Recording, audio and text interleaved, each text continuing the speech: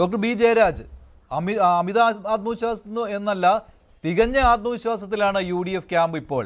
Exit പോളുകളെയും മറികടന്നുള്ള പ്രകടനം, അതിനേക്കാൾ കൂടുതൽ സീറ്റുകൾ തന്നെ എന്നതാണ് UDF നേതാക്കൾ ഏക സ്വരത്തിൽ പറയുന്നത്. ഇന്ന് എല്ലാ നേതാക്കളുടെയും പ്രതികരണം ആ രീതിയിലുള്ളതായിരുന്നു. ആ ആത്മവിശ്വാസത്തിന് കാരണവുമുണ്ട്. വലിയൊരു കൺസോൾട്ടേഷൻ ഇവിടെ നടന്നിട്ടുണ്ട്. ഈ ഭരണവിരുദ്ധ വികാരം എന്ന് പറയുന്നില്ലല്ലോ എക്സിറ്റ് പോളുകൾ എന്ന് വാദിക്കുമ്പോഴും ഭരണം മാറണമെന്ന് ആഗ്രഹിക്കുന്നത് കൊണ്ട് തന്നെയാണിത്. ഉറപ്പായിട്ട് നമുക്ക് അങ്ങനെ പറയാൻ പറ്റില്ല മഞ്ജുഷ. കാരണം എന്ന് പറഞ്ഞു കഴിഞ്ഞാൽ പല കാര്യങ്ങളിലും പല എക്സിറ്റ് പോളുകളും നമ്മൾ എടുത്തു നോക്കിക്കഴിഞ്ഞാൽ ഇപ്പോൾ അബ്കി ബാർ 400 പാർ എന്ന് പറഞ്ഞിട്ടാണ് മോദി വലിയ മുദ്രാവാക്യം മുഴക്കിയിരുന്നത്. അന്നേരത്തുള്ള എക്സിറ്റ് പോളുകളെല്ലാം പറഞ്ഞത് മോദി വമ്പിച്ച ഭൂരിപക്ഷത്തിലൂടെ അധികാരത്തിൽ വരുന്നു. അവസാനം മോഡിക്ക് എത്ര സീറ്റാണ് കിട്ടിയെന്ന് നമുക്കറിയാം. വെറും 293 വോട്ടുകളാണ് കിട്ടിയത്. അതുപോലെ ബീഹാറിൽ NDA വിക്ടറിയാണ് പ്രൊജക്റ്റ് ചെയ്തിരുന്നത് എല്ലാ എക്സിറ്റ് പോളുകളും. പക്ഷേ നേരിയ ഭൂരിപക്ഷത്തിലാണ് ബീഹാറിൽ. അത് നമ്മുടെ ഇന്ത്യ മുന്നണിയുടെ കുഴപ്പം കൊണ്ട് തന്നെയാണ് അത് സംഭവിച്ചത്. ഒത്തൊരുമയില്ലായ്മ കൊണ്ടാണ് സംഭവിച്ചത്. കോൺഗ്രസിൻ്റെ ചില പിടിപ്പുകേടുകൾ കൊണ്ടാണ് അത് സംഭവിച്ചത്. അതുപോലെ 2023 കോൺഗ്രസ് ജയിക്കുമെന്നാണ് ഛത്തീസ്ഗഡിൽ പറഞ്ഞത്. അവിടെ ആരാണ് ജയിച്ചത്? അവിടെ BJP ആണ് ജയിച്ചത്.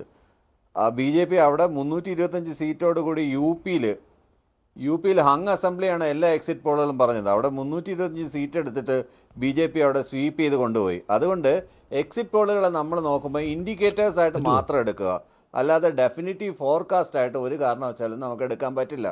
ഇതിനകത്ത് ഏറ്റവും പ്രധാനപ്പെട്ട കാര്യം, അതുകൊണ്ടാണ് ഞാൻ പറഞ്ഞത്, ഇതിനകത്ത് ജെൻസിയെ എങ്ങനെയാണ് ഇവർ അഡ്രസ്സ് ചെയ്തത്, സ്ത്രീകളെ എങ്ങനെയാണ് ഇവർ അഡ്രസ്സ് ചെയ്തത്. സ്ത്രീകളാണല്ലോ കേരളത്തിനെ സംബന്ധിച്ചിടത്തോളം ഡിസിസീവ് ഫാക്ടർ. ഇത് സ്ത്രീ സുരക്ഷ, സ്ത്രീകളുടെ വിഷയങ്ങൾ, സ്ത്രീകളുടെ പെൻഷൻ, സ്ത്രീകളുടെ മറ്റു കാര്യങ്ങൾ, ഇതെല്ലാം ആണല്ലോ പ്രധാനമായിട്ടും ചർച്ച ചെയ്യപ്പെടുന്ന വിഷയങ്ങൾ. അതിനകത്ത് കോൺഗ്രസ് എടുത്ത സ്റ്റാൻഡ് എന്തായിരുന്നു? അത് ചർച്ച ചെയ്യപ്പെട്ടതാണ്. കോൺഗ്രസ് എങ്ങനെയാണ് അതിനകത്തെ ആളുകളെ, അതിനകത്ത് ഉൾപ്പെട്ടിട്ടുള്ള ആളുകളെ ഇതെല്ലാം ഡീപ്പ് ഇമ്പാക്റ്റാണ് ഞാൻ ഇടപെടുന്ന പല ചെറുപ്പക്കാരും എന്നോട് സൂചിപ്പിച്ചിട്ടുള്ളത്. പക്ഷേ ചെറുപ്പക്കാരുടെ ബലത്തിൽ കൂടിയാണ് UDF അധികാരത്തിൽ വരാൻ പോകുന്നത് എന്നാണ് എക്സിറ്റ് പോളുകൾ പറയുന്നത്. ഇപ്പോൾ വോട്ട് വൈബിന്റെ എക്സിറ്റ് പോൾ കണക്കനുസരിച്ച് യുവാക്കളിൽ നല്ലൊരു പങ്ക് UDF ഭരണം എന്ന് ആഗ്രഹിക്കുന്നവരാണ്. അങ്ങനെയാണ് അവർ വോട്ട് ചെയ്തിട്ടുള്ളത് എന്നാണ്. എല്ലായ്പ്പോഴും അങ്ങനെ തന്നെയാണല്ലോ. കന്നി വോട്ടർമാരാണ് ഭാവി നിർണ്ണയിക്കുന്നത്.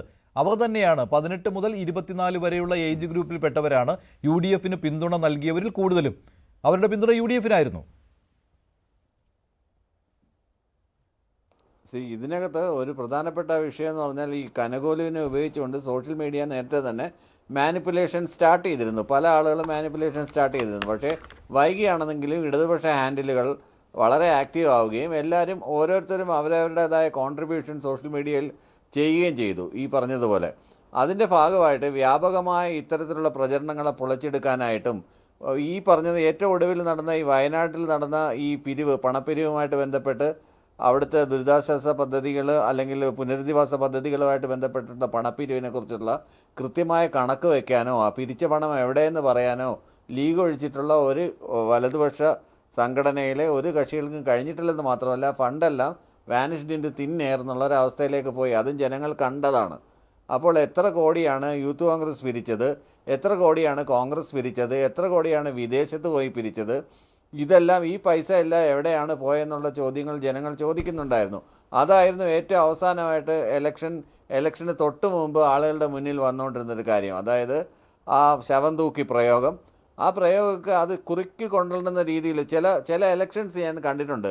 ആ ഇലക്ഷൻസിനകത്തൊരു ഫോട്ടോഗ്രാഫൊക്കെയാണ് ചേഞ്ച് ആവുന്നത്. ഉദാഹരണത്തിന് ഒരിക്കൽ എനിക്ക് തോന്നുന്നു EK നയനാർ ആണെന്ന് തോന്നുന്നു, പിന്നെ ഈ ഹൂസ്റ്റണിലോ മറ്റോ ഏതോ ഒരു ഹോസ്പിറ്റലിൽ ചികിത്സയ്ക്ക് പോയിരുന്ന സമയത്ത് VS സന്ദർശിക്കാനായിട്ട് അവിടെ ചെന്നു, മുഖ്യമന്ത്രിയെ സന്ദർശിക്കാനായിട്ട് അവിടെ ചെന്നപ്പോൾ പിറ്റേ ദിവസം മാതൃഭൂമിയിലെ വാർത്തയുടെ ഫ്രണ്ട് പേജ് ഫോട്ടോഗ്രാഫ് എന്ന് പറയുന്നത് മെഡിക്കൽ കോളേജിലെ 8ാം വാർഡിലെ ഒരു ചെറുപ്പക്കാരനായിട്ടുള്ള രോഗി തറയിൽ കിടന്നുകൊണ്ട് ഇങ്ങനെ കാല് പൊക്കി ഇങ്ങനെ കിടക്കുന്നു.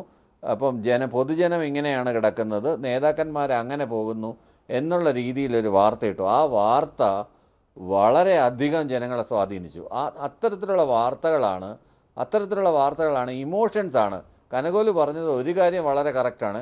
ഇമോഷൻസാണ് ജനങ്ങളെ നയിക്കുന്നത്. പ്രത്യേകിച്ച് ഇലക്ഷൻ്റെ കാര്യത്തിൽ വൈകാരികമായിട്ടാണ് ആളുകൾ ഇതിനെയെല്ലാം സമീപിക്കുന്നത്. അത്തരത്തിലുള്ള വികാര പ്രകടനങ്ങൾ എന്തായാലും ഈ പറഞ്ഞതുപോലെ ഉണ്ടായിട്ടുണ്ട്. ഈ പറഞ്ഞതുപോലെ മുമ്പ് ഈ പറഞ്ഞ കണക്കുപോലെ റിലീജിയസ് കൺസോൾട്ടേഷനൊക്കെ ഉണ്ടായിരുന്നു. പള്ളി പറഞ്ഞാൽ കേൾക്കുന്ന ആളുകളുണ്ടായിരുന്നു. മോസ്കുകാർ വിളിച്ചു പറഞ്ഞാൽ, മഹല്ല് കമ്മിറ്റികൾ വിളിച്ചു പറഞ്ഞാൽ എൻ ബ്ലോക്കിൽ വോട്ട് ചെയ്യുന്ന ആളുകളുണ്ടായിരുന്നു. ആ ഒരവസ്ഥയ്ക്ക് ഇപ്പോൾ മാറി. ആ ഒരവസ്ഥ മാറിയെന്ന് തന്നെയാണ് എനിക്ക് കാണാൻ ഇഷ്ടം, എനിക്ക് പറയാനും ഇഷ്ടം. കാരണം നമ്മളിപ്പോഴും ജീവിക്കുന്ന ഒരു സെക്യുലർ സ്റ്റേറ്റിലാണ്. എത്രമാത്രം ത്രെറ്റാണ് സെക്യുലറിസത്തിനെതിരെ ഉണ്ടാവുന്നതെന്നുള്ളത് ഇത്തരത്തിലുള്ള കൺസോളിഡേഷൻ, അതായത് ഭൂരിപക്ഷ വർഗീയതയും ന്യൂനപക്ഷ വർഗീയതയും പരസ്പരം ശക്തിപ്പെടുത്തുന്നു എന്നുള്ളൊരടിസ്ഥാനത്തിലുള്ള ഒരു കാഴ്ചപ്പാടിൽ, നമ്മളുടെ വിലയിരുത്തലിൻ്റെ കാഴ്ചപ്പാടിൽ അത് തന്നെയാണ് അത്തരത്തിലുള്ളൊരിത് കേരളത്തിനെ ഏത് അവസ്ഥയിലേക്ക് കൊണ്ട് ശരി. അത് എൽ ഡി എഫും ആലോചിക്കേണ്ടതാണ് കേട്ടോ. SDP-യുടെ വോട്ട് വേണ്ടെന്ന് പറയാൻ മടിച്ച LDF-ഉം അത് പുനർവിചിന്തനം നടത്തേണ്ടതാണ്. ഈ ന്യൂനപക്ഷ വർഗീയതയെ ഞങ്ങൾ പ്രോത്സാഹിപ്പിക്കില്ല, ഭൂരിപക്ഷ വർഗീയതയെ ചെറുക്കുന്നത് പോലെ തന്നെ ന്യൂനപക്ഷ വർഗീയതയും ചെറുക്കുമെന്ന് വലിയ വായിൽ പറയുകയും SDP-യുടെ വോട്ട് ഞങ്ങൾ വേണ്ടെന്ന് പറയില്ല എന്ന് നേതാക്കൾ ഒറ്റസ്വരത്തിൽ പറഞ്ഞതും കേരള ജനത കേട്ടതാണ്. അതനുസരിച്ചുള്ള കാര്യങ്ങൾ അവർ ചെയ്തിട്ടുമുണ്ട്, ജനങ്ങൾ ചെയ്തിട്ടുമുണ്ട്. ശ്രീ ഡോക്ടർ ബി ജയരാജ്, അങ്ങനെ അല്ലല്ലോ ഇതിനകത്ത് നറേറ്റീവ് ഉണ്ടാക്കാൻ ശ്രമിച്ചത്. അങ്ങനെയാണല്ലോ. പിന്നെ അല്ല, ഞാനൊരു കാര്യം പറഞ്ഞുതരാം. ഈ ഇലക്ഷനിൽ നറേറ്റീവ് ഉണ്ടാക്കാൻ ശ്രമിച്ചത് എന്തിനാണ്? BJP ആയിട്ട് ഡീൽ ഉണ്ടാക്കുന്നു. ആരുണ്ടാക്കുന്നു? ഇടതുപക്ഷം ഉണ്ടാക്കുന്നു. ഏത് ലോക ചരിത്രത്തിൽ എവിടെങ്കിലും നടന്നിട്ടുള്ള കാര്യമാണോ BJP ആയിട്ട്? നമുക്ക് സ്വപ്നം കാണാൻ പോലും പറ്റുന്നൊരു കാര്യമാണോ BJP ആയിട്ട് ഡീൽ ഉണ്ടാക്കുക എന്ന് പറയുന്നത്?